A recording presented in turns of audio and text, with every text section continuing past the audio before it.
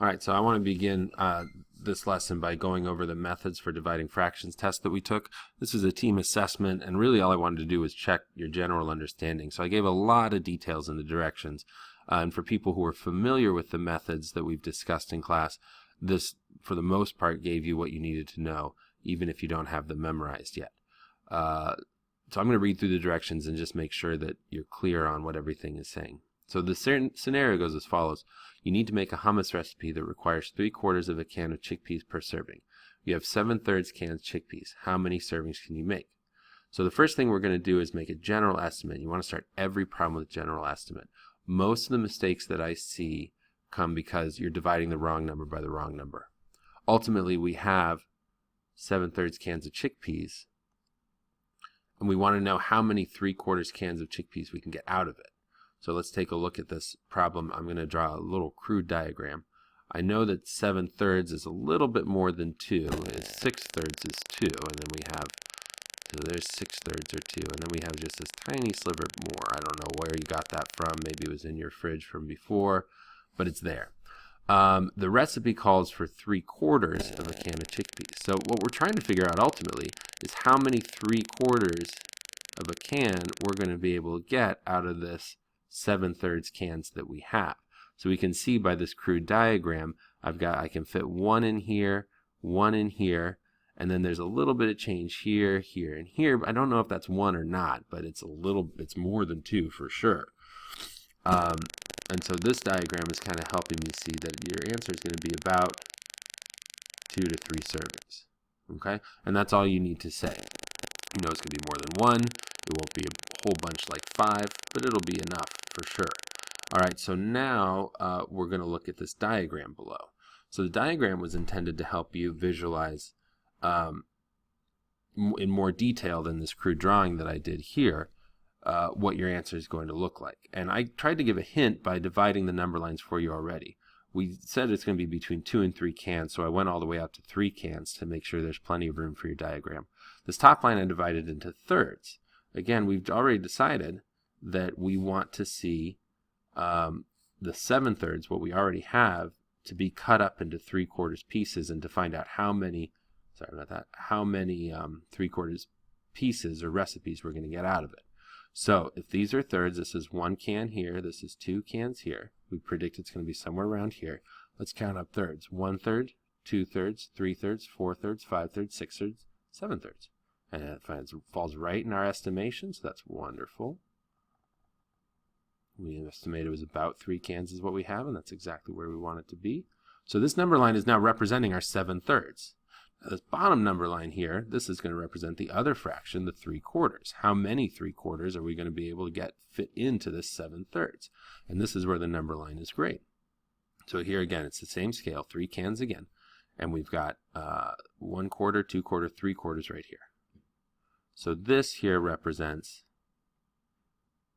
1 serving. And so how many servings will go into what we have, 7/3? Well, let's just count up from here. So here's 1 serving.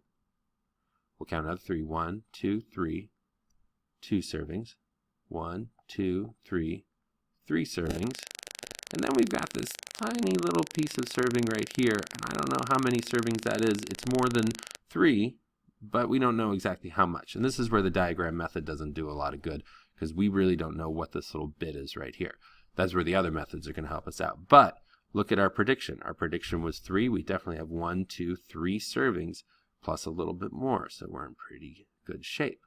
All right, so the next thing that we want you to do now is to, moving down here, write the expression. And I'm sorry I had to delete that, but write the expression that we're trying to solve essentially. So now after all this, we're going to put it into a math problem. So our original cans we said was 7/3. That's how much we have. And then we want to divide that into 3/4 size pieces. How many 3/4 size pieces can we get out of our 7/3? And that's what your division problem wants to look like right there. Okay? Now the next question, I'm going to have to write that again, I apologize. The next question becomes, if I have 7/3 and 3/4. And let's see, the two fractions don't seem to divide evenly in each other. We saw that in our diagram.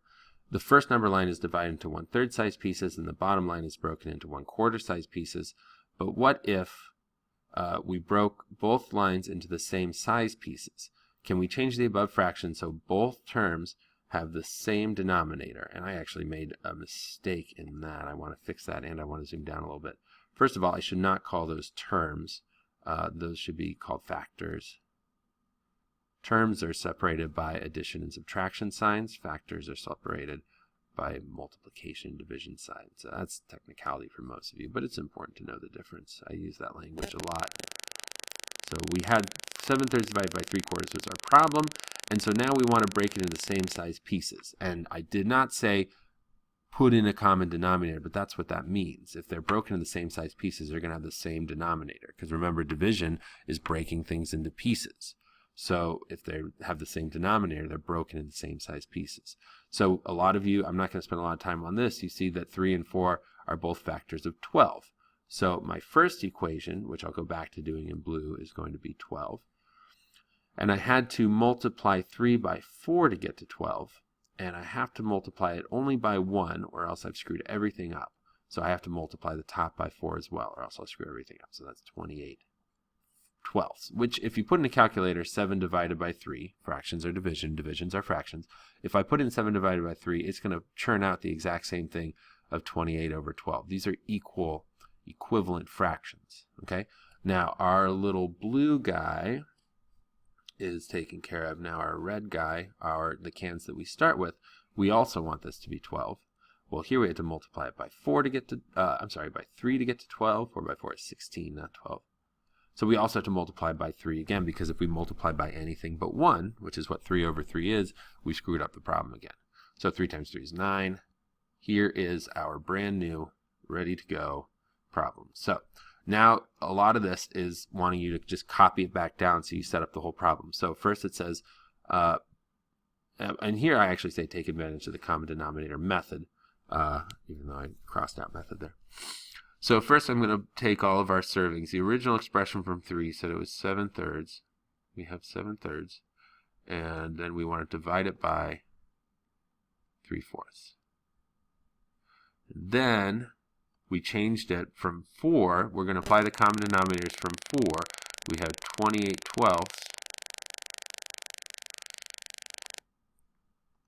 divided by 9/12. And if you can agree with me that this fraction is the same as this fraction, because we multiplied it by 1 right here, and this fraction is the same as this fraction, we multiplied it by 1, then you should agree that this problem is the same as this problem, because this is what we got from, all we did was multiply this problem by 1, and then so we have the exact same problem.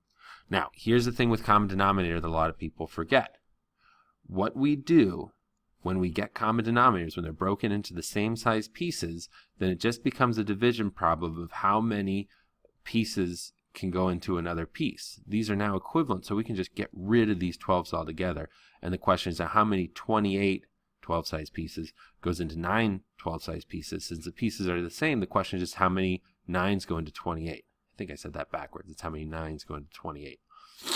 And so in order to solve that, remember this is me here, and I don't need things in mixed numbers or necessarily simplified or anything like that. Division is fraction, fraction is division. 28 divided by 9 is your answer right there. And just leave it at that. 28/9 is the answer. Now, from the rest of the video, this is going to be your answer. If you don't get 28/9, then something else has gone wrong. The next page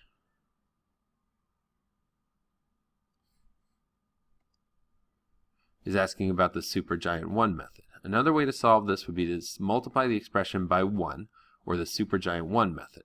Though multiplying by 1 doesn't change the answer, it can change the way the expression is written and make it easier to solve. Go back to the original scenario. How many 3/4 cans of chickpeas can fit into 7/3 cans? First, we'll rewrite it as a fraction. So we've seen this fraction before, but I'll do it again. This time we're writing it as a fraction, not division. Division is fractions. Fractions is division. 7/3 cans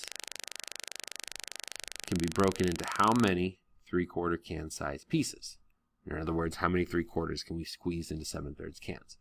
So to simplify a problem, we ultimately want to get rid of one of these two fractions. And to do so, we can use the multiplicative inverse, or the reciprocal, to get rid of 1.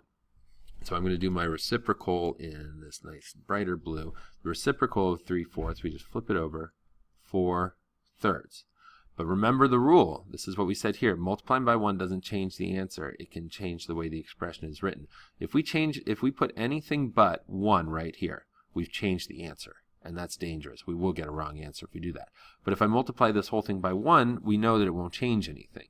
So how do I make this 1, this whole thing 1? We know that we had to put 4/3 in the denominator because we'll get to 1.